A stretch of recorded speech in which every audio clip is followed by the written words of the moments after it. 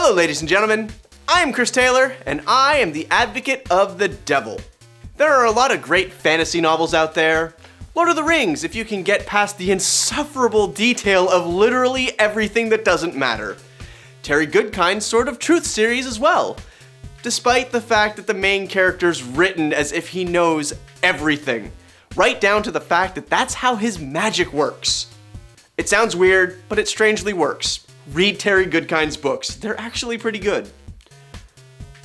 One of the biggest fantasy series to come out in recent history is J.K. Rowling's Harry Potter series, a school filled with children who can perform magic spells. Who wouldn't want to be there, even right now?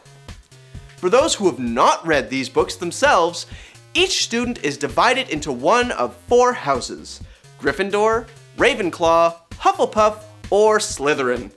Each one focusing on the different aspects of what kind of positive potential the children has. Well, except for that last one. The Death Eaters, the Wizarding World's resident Nazi parable, all started out as Slytherin students. Some of them can talk to snakes. Some of them torture and murder people, magical and non-magical alike. In fact, it's pretty safe to assume that if you wind up in House Slytherin, you're gonna end up being a pretty bad guy. But here's the thing. In my opinion, Slytherin gets a bad rap just because of a few bad apples, and today, I'm proud to explain why I think the Big S is actually good.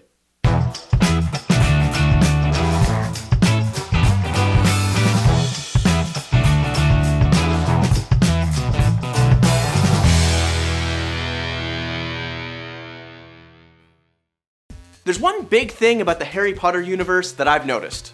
Hogwarts is pretty much like high school. You have your classes and you have your cliques.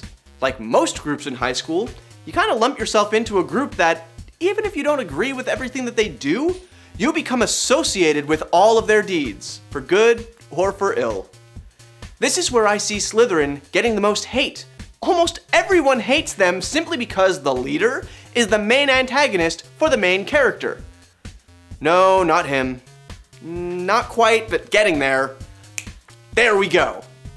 The entire house is being lumped in because Rowling's version of Biff from Back to the Future is a right bastard. He was a Slytherin, and thus all Slytherins are human pieces of filth. What a bunch of a-holes. It's hard to argue. After all, every single Death Eater started out in this house. The problem is, it's a very ignorant outlook. Let's take a look at reality for a moment, shall we? Recently, a misogynistic, racist, ignorant ass clown was voted as the President of the United States. Not by the popular vote, mind you, but by the Electoral College. But I digress. It would be easy to lump all of the people who voted for that man as the same as he, but that wouldn't be fair.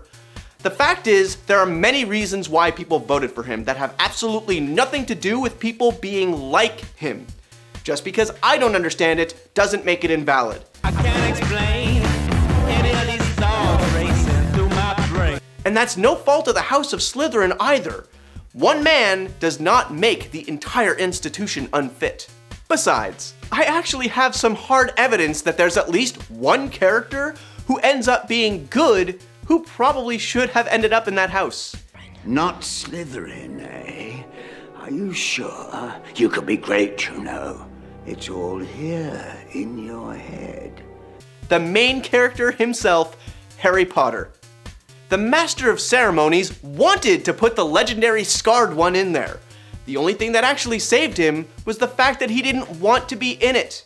Choice, free will. We are led to believe that the hat knows all, that he can peer inside your soul and place you where you truly belong. But here, and quite possibly for the first and last time since we've never seen an example of the student choosing his house before or since, we have a student essentially choosing for himself. Now, the big defense against this fact is the fact that we learn that Harry is actually a Horcrux. There's a piece of you-know-who stuck inside of him. One of us! One of us! Quite frankly, I don't think that's the only reason why the hat wanted him in Slytherin, though. Think about it. What are some of the key traits to the House of S? Cunning, deviousness, the will and capability to do what must be done regardless of the rules, The ends justify the means, and that fits HP to a T. Seriously, will and capability to do what must be done. Throughout each and every single one of those books, you have an underage wizard taking out trolls, competing in the Tri-Wizard tournament, coming face to face with the ghost of the Dark Lord, coming face to face with the actual He Who Must Not Be Named. And most of the time, he had to sneak out at night, disobeying direct rules and regulations to accomplish what needed to get done.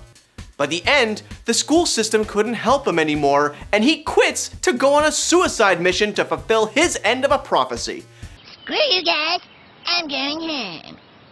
He needed to kill the Dark Lord by any means necessary. But okay, he's the protagonist. He needs to be portrayed in a positive light. Thankfully, he had help. Someone who was watching his back throughout the entire series and made sure he survived long enough to fulfill his destiny. After all this time. Always. A few episodes ago, I posited a question. Severus Snape, brilliant double agent or repugnant toe rag? Allow me to state my side for once and for all. Double agent.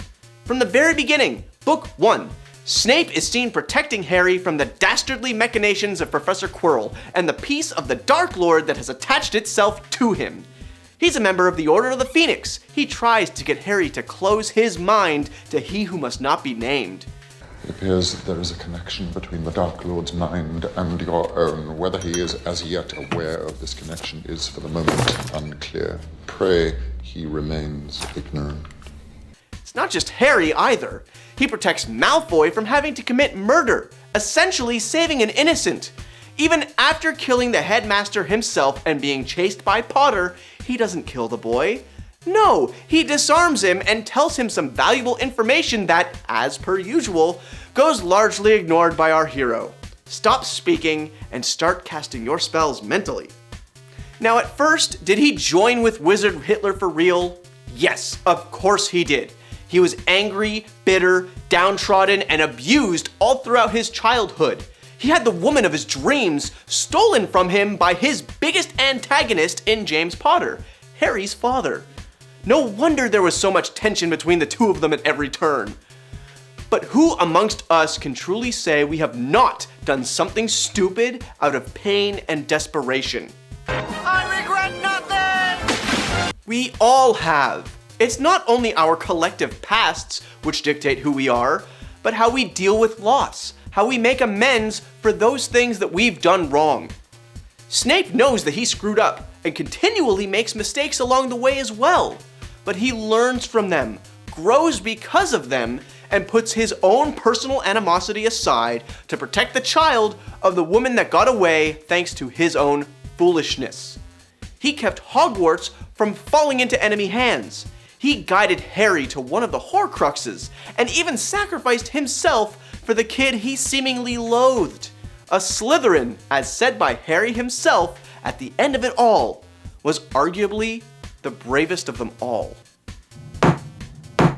Despite overwhelming evidence to the contrary, I do hope I managed to shed some light into the superiority of Slytherin. Whether it be the fact that you can't blame an entire group for one man's complete and total evil, or even the very true fact that our hero could very well have ended up in the house in the first place. There are many aspects of those people within Slytherin that are actually positive traits. Gryffindor is not the sole house of bravery either, with Professor Snape having the single hardest job in the entire series, having to protect the students after the death of Dumbledore, and with convincing you-know-who that he was on his side in the first place. As always, don't forget to hit that subscribe button for a new piece of my mind every Wednesday, and some good old-fashioned gaming every Sunday, both at noon. And by all means, let us know in the comments below if you agree, if you disagree, or somewhere in between. Bring up all of your points against my own, so that I may proceed to prove you wrong. Kaboom! You've been lawyered. But for now, in the case of Slytherin, you know what? No, I'm not quite done here. Bringing up Alan Rickman in this has reminded me of just how much loss there was in 2016. It seemed like we couldn't go a week without someone that I personally looked up to or was inspired by just gone forever. Prince, Gene Wilder, Alan Rickman, Carrie Fisher, the list goes on. We started working on this show around this time last year. I was sitting down, writing scripts, brainstorming ideas, all in the hopes that we'd have enough ideas to move forward with, well, what you're all watching. I don't normally do the New Year's resolutions thing. I've always thought that if you needed a specific day to convince you to change, well, you're not actually going to change for long. But I was tired of not doing anything in my own life. I had grown up seeing all of these people go out and do great things. Things that made me laugh or think or react in some way. They had all inspired me in some way, and I wanted to do the same. So I didn't have a resolution. I had a motto of sorts. Don't just be inspired. Be an inspiration. I'm not arrogant enough to think that this is anything but a sometimes funny, hopefully entertaining bit of internet programming. But at the same time, I want to thank all those people who have inspired me and continue to inspire me. This one's for you, Mom. For the Kevin Smiths, for the Max Landises, to Matt Pat from Game and Film Theory, Philip DeFranco, Jim Sterling, the entire Screen Junkies crew, to anyone who has ever tried, even if you failed at it, thank you. And to anybody who's watching this or watching other people doing things and thinking to yourself, man, wouldn't it be great to do something like that? Honestly, what are you waiting for? They all tried and eventually they succeeded. Don't just be inspired. Do something about it. Take whatever it is that's inside you and let it out in a non-harmful way. If you fail, at least you can say that you tried and you won't be wondering what if.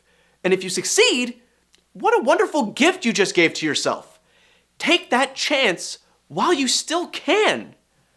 Don't just be inspired. Be an inspiration, even if only to yourself.